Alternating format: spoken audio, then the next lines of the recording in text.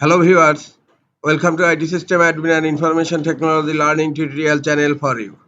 Today in this tutorial I am going to show you how to change start menu layout to more recommendations on Windows 11 computer. Sometimes it becomes very important for you, so don't forget to watch full video.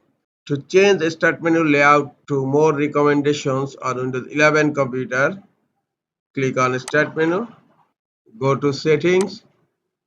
In left pane, click on personalization, scroll down. Now click on start. Here you will find layout and now default is selected.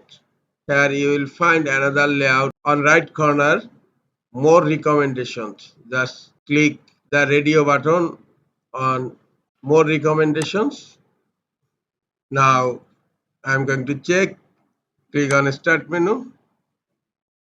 Here, more recommendations is selected on Start Menu Layout in Windows 11 computer.